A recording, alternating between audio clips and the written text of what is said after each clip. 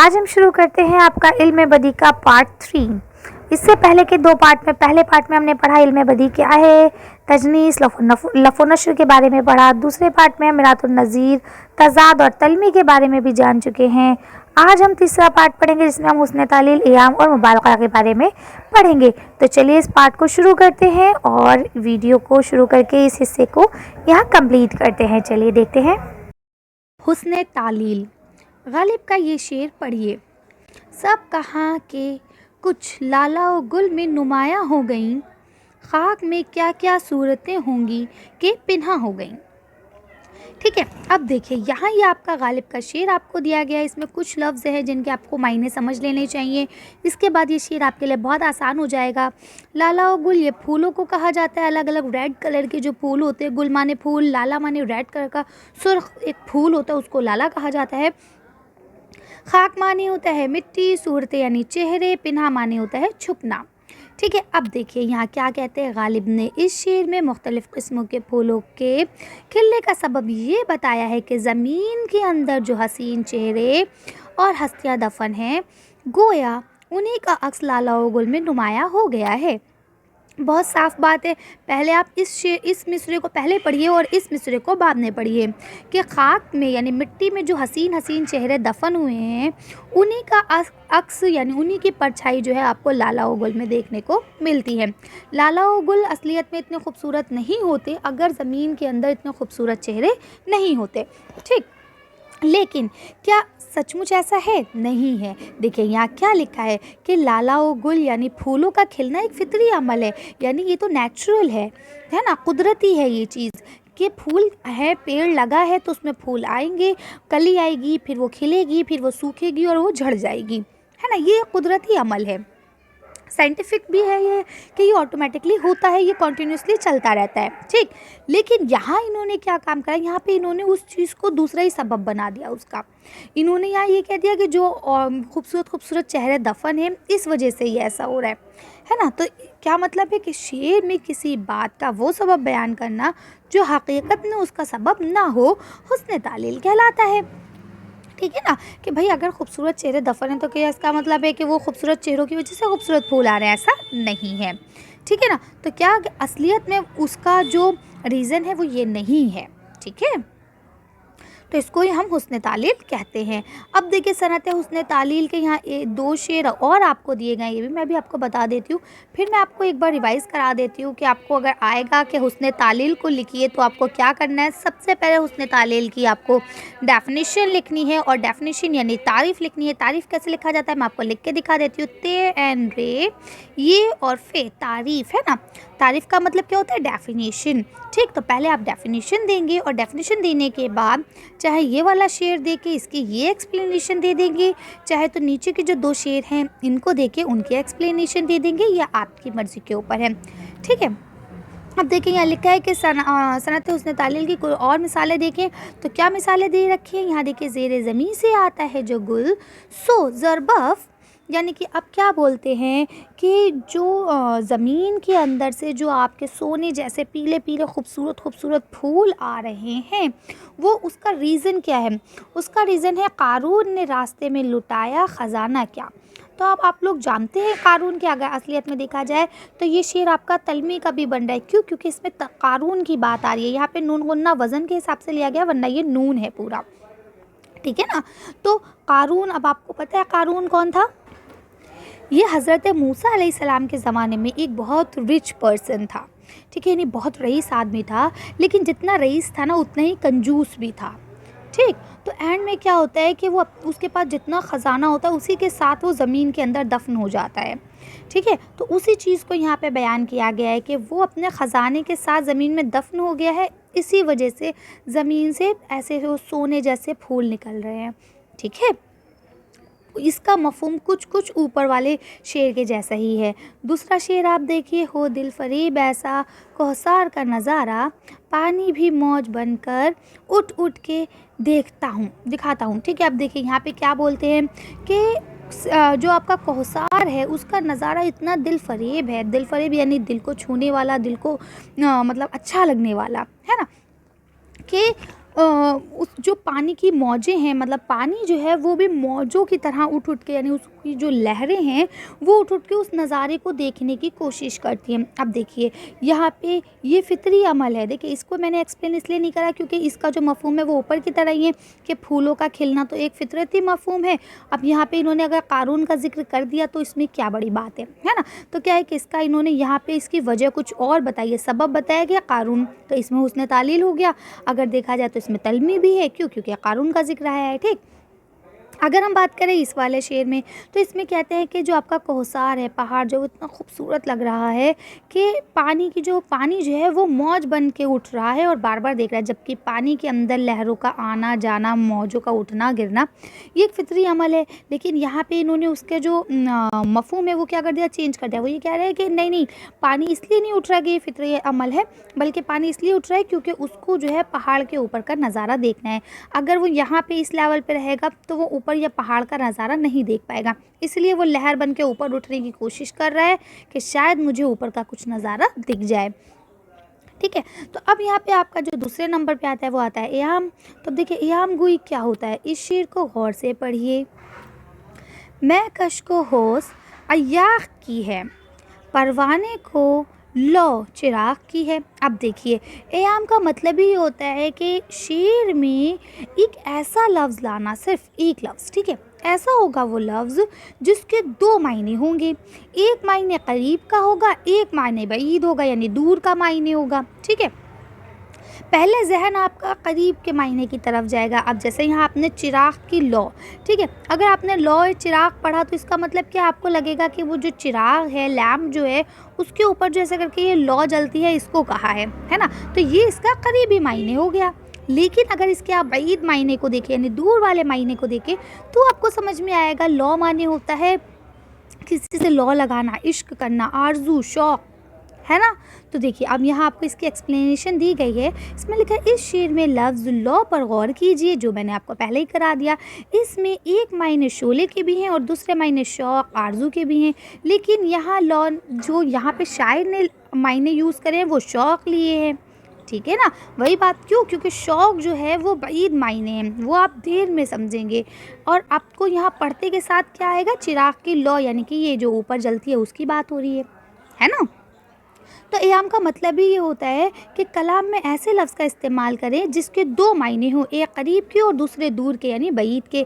ठीक है, और शेर जो मतलब शायर है वो दूर के मायनों को मुराद लेता है, लेकिन जब आप पढ़ते हैं तो आपका जहन पहले करीबी मायनों की तरफ ही जाता है, लेकिन शायर की जो मुराद होती है वो दूर के मायनों से होती है। ठीक है, ऐसे लफ्ज़ जो इस्तेमाल किए जाते हैं उसको हम एयाम कहते हैं, एयाम गोई। ठीक है, यह उम्मीद करती हूँ आपको अच्छे से समझ में आ गया होगा। एयाम के लुग़वी मायने हैं वहम में डालना, है ना, यानी इंसान को वहम में डाल देना कि क्या है या ये है।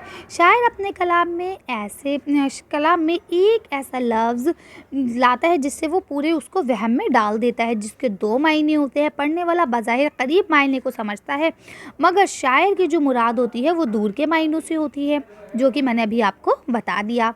ठीक है, अगर आपको कोई चीज़ कंफ्यूज होती है ना तो आप इसको दोबारा से देखेंगे, आपको ये चीज़ क्लियर हो जाएगी। अगर अभी आप 7th में 8th में, तो खैर ये आपके काम का नहीं है, लेकिन हाँ 9th to 12th बच्चों के लिए ये बहुत काम की चीज़ है। और अगर आप सीटेट वगैरह इस तरह के कोई एग्ज़ाम्स देना चाहते हैं तो उसमें भी ये बहुत काम आती है कि एयाम गोई क्या है। अशार दे देंगे, उसमें कहेंगे बताइए इसमें से कौन सा शेर जो है वो एयाम की मिसाल पेश करता है। इस तरह से आपके आते हैं, तो अगर आप पढ़ना चाहें तो पढ़ सकते हैं, कि आपके हर तरह के एंट्रेंस एग्ज़ाम्स के लिए भी मुफीद है। चलिए तो आगे देखते हैं। तो यहाँ आपको कुछ और मिसालें भी दी गई हैं, आप कुछ और मिसालें देखिए। तो चलिए इन मिसालों को भी देख लेते हैं। क्यों मुंडाता है जुल्फ़ को प्यारे, देख तुझको कहेंगे सब मूरख। अब देखिए ये शेर तो एयाम का सबसे मतलब बहुत अच्छी मिसाल मानी जाती है। अब क्या कहते हैं कि अपने बालों को क्यों मुंडा रहा है, यानी बालों को क्यों साफ़ करा रहा है। अगर तू ऐसा करेगा ना तो तुझे देख के सब लोग क्या कहेंगे, मूरख कहेंगे। अब देखिए ये जो मूरख है ना, इसी में ही आपका एयाम है। अगर मुँह और रख को अलग अलग पढ़ा जाए तो आपको पता चलेगा मुँह माने होता है बाल और रख माने होता है रखना, है ना। फ़ारसी में बोलते हैं मुँह बालों को। तो अब बोलते हैं कि अपने बालों को क्यों मुंडा रहे हो भाई, क्यों गंजा करा रहे हो। अगर तुम ऐसा करोगे तो लोग तुम्हें देख के ये कहेंगे कि मूरख, बाल रखो। बाल रखो, तुम बाल के बिना बुरे लग रहे हो। लेकिन वहीं आप देखें तो इसका एक जो मतलब करीबी मायने है वो आप इकट्ठा पढ़ेंगे तो मूर्ख, मूर्ख हिंदी का वर्ड जो होता है ना, मूर्ख, जिसे हम बोलते हैं बेवकूफ़, मूर्ख है, वही मूर्ख। तो अब देखिए, अगर आपने इस शेर को पढ़ा तो आपको लगा कि कह रहे हैं कि अगर तुम बाल कटाओगे तो सब तुम्हें देख के कहेंगे मूर्ख, बेवकूफ़ हो तुम जो तुमने बाल कटवा लिए, ठीक। लेकिन अगर आप इसको दूर के मायनों में देखें तो इसका दूर का मायने क्या है, मूर्ख, जो कि मैंने आपको पहले एक्सप्लेन कर दिया, यानी बालों को रखो, बालों को कटाओ मत, ठीक है। इसी तरह से आपका दूसरा शेर है, नज़र आता नहीं वो माहे रूह क्यों, गुजरता है मुझ पे ये चांद खाली, ठीक है। तो इस तरह से आप लोग इनको कर सकते हैं। अब यहाँ आपका ये लास्ट वाला बचा है मुबालगा, तो इसको भी पढ़ लेते हैं, फिर हम इसे फिनिश करेंगे, फिर हम लोग नेक्स्ट वीडियो में नेक्स्ट चैप्टर को लेंगे। इसी के साथ मैं आपको बता दूं एक बार कि मैंने इसको 3 पार्ट में बनाया है, आपका ये तीसरा पार्ट है, इसमें हम इसे फिनिश कर देंगे। इसके अलावा आपका जो तशबीह वाला हिस्सा था, तशबीह, इस्तिआरा, मिजाज मुरसल और किनाया, इन चारों को भी मैंने 4 पार्ट में करके बनाया है, अगर आप चाहें तो वो देख सकते हैं। इसके अलावा जो आपके नस्र और नज़्म वाला हिस्सा है उसको भी मैंने बना दिया है, अगर आप चाहें तो वो भी देख सकते हैं, उनको भी अलग अलग हिस्सों में करके मैंने अपलोड किया है। नस्र के जितने अक़साम हैं उनको अलग 10-11 वीडियो में अपलोड किया है, और जो आपके नज़्म के अक़साम हैं उनको मैंने अलग से 7 वीडियोज़ में अपलोड किया है। अगर आप चाहें तो वो देख सकते हैं, सारी चीज़ें आपको प्लेलिस्ट में ईज़िली अवेलेबल है, वहाँ से आप लोग ले लेंगे। चलिए तो पढ़ते हैं, मुबालगा आराई को पढ़ते हैं कि मुबालगा क्या होता है। इन शेरों को पढ़िए और गौर कीजिए। वादा शाम पे की हमने अब बस जाग के सुबह, वो उसी वक्त ना आते अगर आना होता। अब देखिए यहाँ पे या इससे आगे, पहले हम शेर पढ़ लेते, फिर मैं आपको जल्दी जल्दी सारे मफ़हूम बता दूंगी। अब देखिए क्या लिखा, तुम सलामत रहो 1000 बरस, हर बरस के हों दिन 50,000। ये शेर तो आप लोग ने अक्सर सुना होगा, जब भी किसी का जन्मदिन, बर्थडे होता है, पैदाइश होती है, तो हम लोग उसे अक्सर यही शेर कोट करके देते हैं कि तुम सलामत रहो 1000 बरस, 1000 बरस के दिन हो 50,000, है ना। गालिब का कसीदे का शेर है ये। आगे बढ़ते हैं। गर्मी से मुस्तरब था ज़माना ज़मीन पर, बुन जाता था जो गिरता था दाना ज़मीन पर, ठीक है। तो अब देखिए, पहले में मुबालगे का मतलब ही यही होता है किसी चीज़ को बढ़ा चढ़ा के बयान करना, ठीक। अब देखिए यहाँ पे पहले शेर को अगर आप पढ़े तो इसमें जाग के सुबह करना, देखिए यहाँ लिखा है, इन शेरों में बात को बढ़ा चढ़ा कर पेश किया गया। जैसे कि पहले शेर में आप देख सकते हैं रात भर जाग कर सुबह करना, ठीक है। अरे भाई, सुबह होना तो अपना फितरी अमल है, वो तो सुबह होगी, आप जागो चाहे सो, है ना। तो क्या है यहाँ पे ये मुबालगा आ रही है कि हमने उनकी वो वादा किया था उन्होंने शाम में मिलने का, लेकिन हमने उनके वादे के खातिर सारी रात जागे और रात को सुबह करी जाग कर, है ना। या तुम सलामत रहो 1000 बरस, ठीक है। अब बताओ भला 180 साल भी नहीं जीते आजकल, कोई 1000 बरस कैसे रह सकता है। चलो अच्छा रह भी लिए अगर, तो अब एक दिन के मतलब एक बरस के दिन 50,000 कैसे हो सकते हैं भाई। 365 से ज़्यादा 366 हो जाते हैं अगर लीप ईयर हो तो, है ना। तो क्या है ये मुबालगा आ रही है ना। तो क्या आप समझ रहे हैं ना मैं क्या कहना चाह रही हूँ। आगे देखिए, गर्मी की मुस्तरब तो ज़माना ज़मीन पर, ठीक है, हम मानते हैं गर्मी से इंसान बेचैन हो सकता है ज़मीन पर। भाई अभी आपकी मई जून आएगी, आप लोग जानते हैं कि दिल्ली की गर्मी वैसे ही बहुत फेमस है, मई और जून में तो बहुत बुरा हाल हो जाता है, ठीक है। अब ये यहाँ तक तो सेटिस्फाइड है, ठीक है, बहुत गर्मी हो रही है, बहुत ज़्यादा बेचैन है, लेकिन ये कब होता है कि दाना अगर ज़मीन पे गिरे और वो भुन जाए। ऐसा पॉसिबल है कि गिरते के साथ दाना भुन जाए, यानी अगर गेहूं ज़मीन पे गिरा, इतनी तेज़ गर्मी है कि ज़मीन पे गेहूं गिरे और वो भुन जाए, ये पॉसिबल नहीं है ना। तो ये क्या चीज़ है, ये आपका किसी चीज़ को बढ़ा चढ़ा कर बयान करना, यानी मुबालगा आ रही है, ठीक। यहाँ देखिए, यहाँ लिखा है दूसरे शेर में 1000 बरस जीने की दुआ देना, ये पॉसिबल नहीं है, कोई नहीं जी सकता। दूसरे, अब आपका लास्ट यानी तीसरा जो शेर है उसमें गर्मी की शिद्दत को इस तरह से बयान करना कि जब दाना ज़मीन पे गिरे और गिरते ही फ़ौरन भुन जाए, ऐसा पॉसिबल नहीं है। तो देखिए यहाँ लिखा है कि कलाम में किसी हालत, बात या कैफियत को बढ़ा चढ़ा कर पेश करना ही मुबालगा कहलाता है। तो यहाँ तक उम्मीद करती हूँ आपको अच्छे से समझ में आ गया होगा। अब आगे देखिए, यहाँ लिखा है मुबालगे की 3 शक्लें हैं। तो कौन कौन सी शक्लें हैं, चलिए पढ़ते हैं। पहले शेर में रात भर जाकर सुबह कर देना अक्ल और आदत दोनों एतबार से मुमकिन है। ठीक है, यानी कि ये अक्ल के एतबार से भी मुमकिन है और आदत के एतबार से भी मुमकिन है कि आप रात भर जाग के सुबह तक जागते रहें। ठीक है, ये पॉसिबल है। तो अगर ऐसा कुछ होता है तो इसको हम लोग क्या कहते हैं, इसको तीक़ कहते हैं। कैसे, देखिए तो यहाँ लिखा है तबलीग कहते हैं। तो देखिए लिखा है मुबालगे की ये शक्ल कि जब कोई बात अक्ली, एक मिनट, मुबालगे की ये शक्ल जब कोई बात अक्ली और अमली दोनों तरह मुमकिन हो तो इसको हम लोग तबलीग कहते हैं। ठीक है, ये वाली किस्म क्या कहलाती है, पहले किस्म आपकी तबलीग कहलाती है। अब आप दूसरे शेर में अगर देखें तो इसमें 1000 बरस जीने की दुआ दी गई है। ये अक्ली तौर पर तो मुमकिन है कि चलो हम मान सकते हैं कि हाँ भाई अगर अल्लाह चाहे तो क्या नहीं कर सकता, आप ऐसा ना कहें, है ना। लेकिन क्या ये अमली तौर पर मुमकिन है? नहीं। हम अक्ल तौर पर दे सकते हैं दुआ कि भाई तुम 1000 साल जियो, तुम्हारी खूब लंबी उम्र हो, बहुत अच्छी बात है। लेकिन क्या ये अमली तौर पर है, यानी इस पर अमल किया जा सकता है, कोई जी सकता है 1000 साल? अब आप कमेंट्स ये मत कीजिएगा कि मैम पुराने ज़माने के लोग तो 1000 क्या 10-10 हज़ार साल जिए हैं। तो यहाँ पुराने ज़माने की बात नहीं हो रही है बेटा, यहाँ पे अभी हम लोग प्रेजेंट टाइम की बात कर रहे हैं। ठीक है, आगे बढ़ते हैं। अब आपका है मुबालगे की सूरत। अगर आप बात, ये आपकी दूसरी सूरत कहलाती है। तो देखिए लिखा है मुबालगे की ये सूरत जब कोई बात अक्ली तौर पर तो मुमकिन हो लेकिन अमली तौर पर ना हो, यानी हमारा अक्ल गवारा करे, हमारा दिमाग उसको एक्सेप्ट कर ले कि हाँ ऐसा पॉसिबल है, लेकिन अमली तौर पर यानी जब उसे हम करने जाएँ तो फिज़िकली वो चीज़ पॉसिबल ना हो, तो इसे हम लोग अगराक कहते हैं। इस वाला किस्म को क्या कहा जाता है, अगराक कहा जाता है। तीसरे शेर में अगर हम बात करें तो गर्मी की शिद्दत का बयान किया गया है कि दाना ज़मीन पर गिरते ही बुन जाएगा। ये ना तो अक्ली तौर पर सही है और ना ही अमली तौर पर, यानी ना तो इसको आपका दिमाग एक्सेप्ट करेगा कि अरे मैम कैसी बातें कर रही हैं आप, ऐसा पॉसिबल हो सकता है भला, है ना, और ना ही ये अमली तौर पर पॉसिबल है, यानी अगर आप फिज़िकली इसको करने जाएंगे तो ऐसा भी कोई पॉसिबल नहीं है। ठीक है, तो ये आपकी तीसरी किस्म है। इस किस्म को हम लोग क्या कहते हैं, मुबालगे की ये इंतहाई शक्ल है कि जब कोई बात अक्ली और अमली किसी तौर पर भी मुमकिन ना हो, इसको हम लोग गुलू कहते हैं। क्या कहते हैं, गुलू। ठीक है, मुबालगे की सनत गुलू कहलाती है ये। अब देखिए लिखा है झेल की जो मिसालें दी गई हैं इसमें जो मुबालगे की शक्लें इस्तेमाल की गई हैं आप उसको पहचानें, यानी 3 किस्में भी ऊपर आपको बताई गई, 3 अक़साम बयान किए गए, उनमें से जो है उसको आपको बताना है। जैसे अब यहाँ लिखा है मजमे में तिल रखने तक की जगह ना थी, यानी भीड़ जो आपका मजलिस थी, जो मजमा था, है ना, वहाँ पे तिल का दाना समझते हैं, जो आपकी तिल की गजक होती है, तिल की पट्टी वगैरह बनती है ना, वो रखने तक की जगह नहीं थी। तो आप मुझे बताएंगे कि ये अक्लन और अमलन है या नहीं। ठीक है, तो इन सब चीज़ों का कमेंट्स आप मुझे करेंगे कि क्या है, मैं देखूं आपको कितना समझ में आया, देन आपके कमेंट्स पे मैं रिप्लाई करूंगी कि आपने सही बताया है या नहीं। ठीक है, आगे देखिए लिखा है जनाब आपके तो बड़े ठाठ हैं, रोज़ सुबह का नाश्ता दिल्ली में तो खाना लंदन में खाते हैं।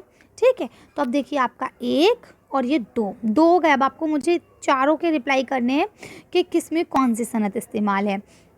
ये एक तरह से आपके थोड़े डायलॉग्स टाइप के हैं, क्यों, क्योंकि ये जो आपकी ये वाली सनत है ना, जो आपके ये हम लोग बात करें मुबालगे की, ये आपकी शायरी के साथ साथ नस्र में भी देखने को मिलता है। ठीक है ना, तो इसलिए यहाँ पे कुछ ये नस्र के आपको दे दिए गए, ये इंशाइया वगैरह के हिस्से हैं, क्योंकि इसमें बढ़ा चढ़ा कर बात की जाती है।